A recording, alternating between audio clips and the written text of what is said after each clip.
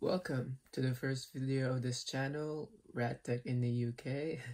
So yun, even before pa man ako umalis ng Pilipinas para makapunta dito sa UK magtrabaho sa RadTech, I was thinking of ways kung paano ba ako pwedeng makakatulong or makapagbigay support sa mga fellow RadTechs ko back home and sa mga students din na mga RadTech students na nag-aspire to be a RadTech one day and if plan yung magtrabaho dito sa UK. So for this first video, I'm gonna go through an overview ng mga pathways na tinake ko para makapunta ako dito sa UK, and in the upcoming videos maybe we could tackle an in-depth guideline kung paano ba magpa-process or magpa-register with the HCPC. So that is Health and Care Professions Council. So sila yung professional regulatory body ng mga RadTechs dito. So we could tackle that if you guys are interested in that. Also, pwede rin siguro tayo mag-create ng video tungkol sa mga tips sa IELTS. Kasi yun yung first step actually. So all throughout the rest of this video, you would notice, and maybe I would also do it in purpose na mag-English. That is because I want to help you guys practice with your listening skills. also try to talk in English. Also try to speak in English. Kahit nasa text lang. You know, try to, sa mga boyfriend nyo, girlfriends nyo, try nyo makipag-text sa kanila in English, you know, makipag-kuntsaba kayo with someone na, hey, maybe we can talk in English as a practice, mga ganon. So yeah, so yung first step para makapagsimula kayo ng processing para makapunta dito sa UK or makapag trabaho sa RadTech dito sa UK, of course, yung first step is the IELTS. Okay, so as with me, I took the IELTS sa IDP, so that is in Ortigas. Yung mga iba kong kakilala sa British Council, I think sa BGC yun. But yeah, that is the first step. That is the first step, yung IELTS. Kasi kailangan nyo yung IELTS for two reasons. Number one, for visa requirement, and number two, kailangan nyo siya with the HCPC registration. So don't make the same mistake that I did. Kasi nung nag-take ako ng IELTS, fortunately and thankfully din, nakapasa naman ako nung una.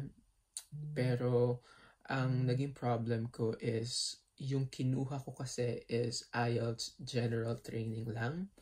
So there are, I think, 3 types. I'm not sure. Correct me if I'm wrong, but at the top of my head, I think there are 3 types of IELTS exams. So that would be the IELTS General Training, IELTS Academic, and IELTS for UKVI. So UKVI is the UK Visa and Immigration. So don't make the same mistake that I did, na ang una kong tinake is IELTS General Training, and yung results nun, yung pinasa ko sa HCPC. So when the time came na nagkaroon na ako ng employer and bibigyan na ako ng visa, hindi nila kagad na process yung visa ko kasi hindi pang UKVI yung IELTS na kinuha ko. Now, there is just one small difference with the IELTS General Training and with the IELTS UKVI. Ang small difference lang is yung dun sa report card o sa results, sa paper ng results, sa paper kung nasan results nyo. Para sa UKVI, meron dong small portion na parang UKVI number. So yun yung kailangan ng employer para i-apply yung visa nyo. So anyway, long story short, take the IELTS UKVI. Yeah? General training. Kung may ganun. Basta yung UKVI. Pero kung gusto nyo mag-academic, kasi may plan kayo mag-aral dito for masters or something like that, then take the academic UKVI kung meron man ganun. But if not, just take the UKVI general. So anyway, yeah.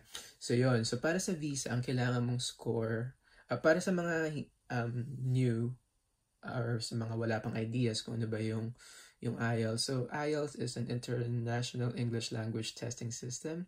So meron siyang 4 parts. That would be reading, writing, listening, and speaking.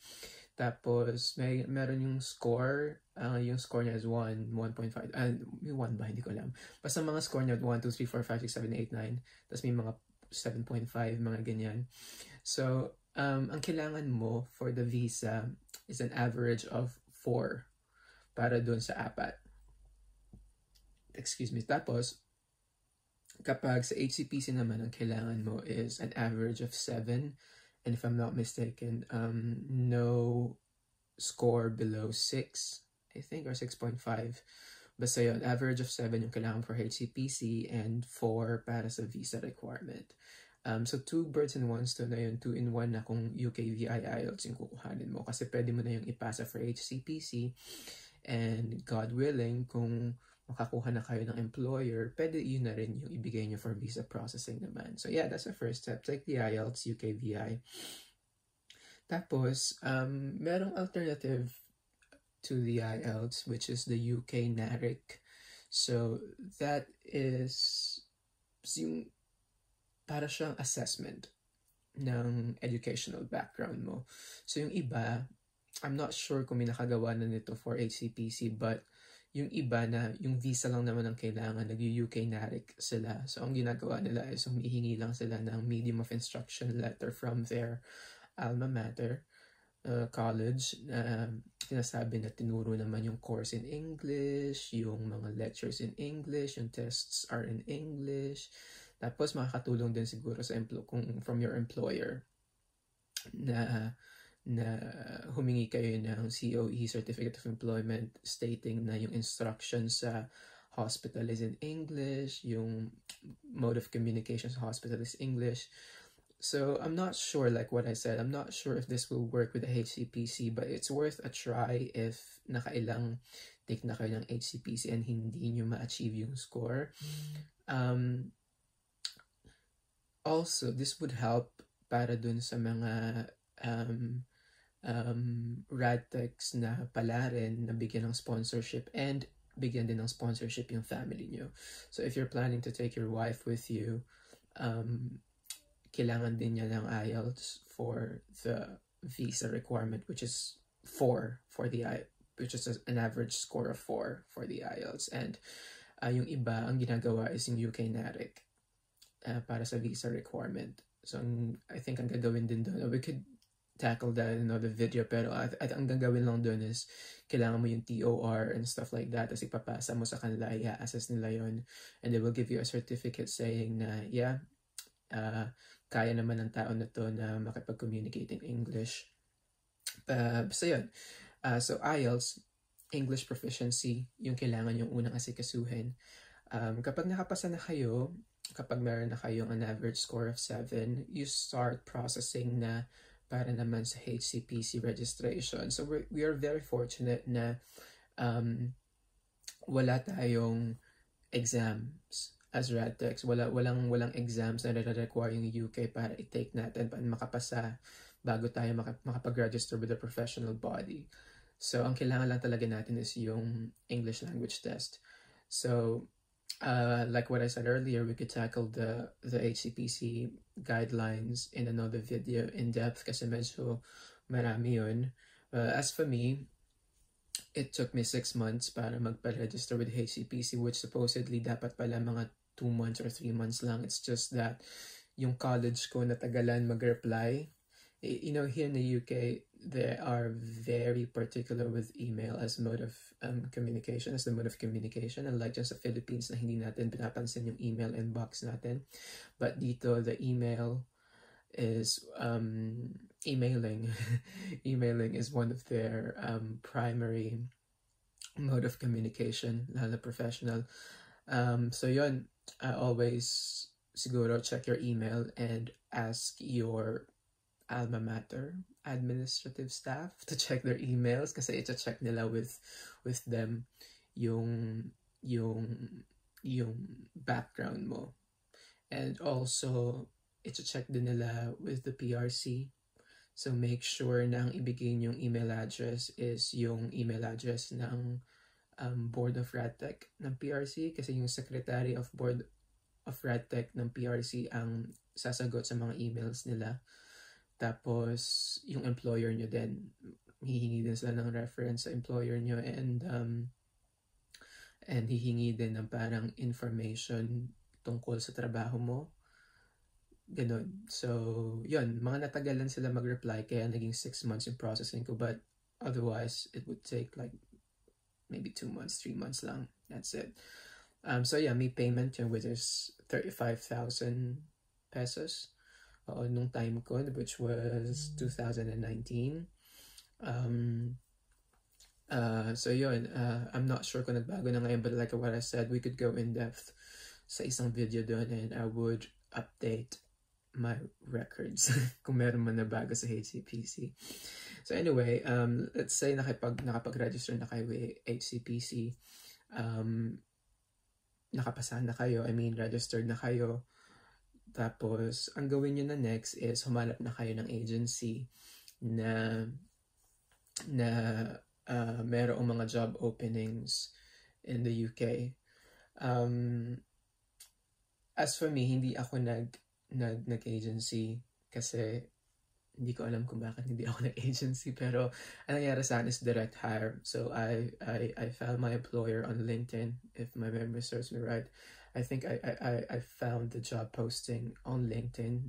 Speaking of LinkedIn, create a LinkedIn profile. That is very essential.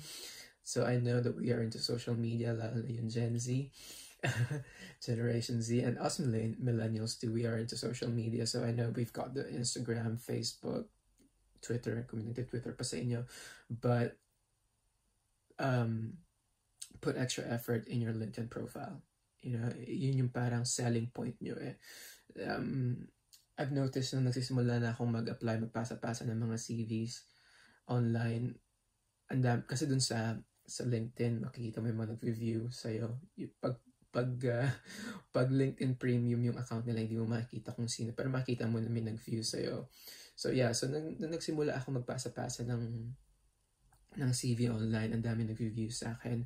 So that's kind of like their research phase siguro ng HR department nila. I'm not sure, pero yeah, make your LinkedIn profile presentable and strong. Yung impressive, ganyan. So yun, so nahanap ko yung job ko sa LinkedIn, and direct hire ako, and sobrang dugo ng processing ng direct hire. We could tackle that in another video din para sa mga sa inyo na nag-direct hire. But otherwise, kung meron kayong kung may agency kayong makita, go with the agency. You know, merong law dito yung UK, may law yung UK na they are legally requiring the UK employers na walang gagastusin tayo on our behalf. Wala tayong dapat ibayad sa agency na processing fee, walang ganun. Wala dapat tayong ibayad sa visa processing din. Wala din tayo dapat ibayad sa air ticket, sa flight airfare. So kapag may nakita kayong agency or recruiter na nagsasabi na okay, merong opening sa UK pero magsha-share kayo sa ganito, sa ganun, sa ganyan, that is fake. That is bogus. So back out na kayo. Also make sure to check then, do your research. Usually meron silang POEA number, yung mga agencies na yan, and make sure they are verified by the POEA. So yun, just make sure, ito lang yung tandaan nyo, always remember, wala dapat kayong bayaran na processing fee, visa processing fee, airfare, wala dapat. Kahit share, wala. Dapat yung employer yun. Kasi legally required sila ng UK na sila yung gumastos para sa atin. Yeah? Pati sa medicals, if I'm not mistaken. So yun. Yeah. So sa mga susunod na videos, I hope nagkaroon kayo ng idea somehow kung tungkol ba ito saan and kung ano yung dapat yung gawin.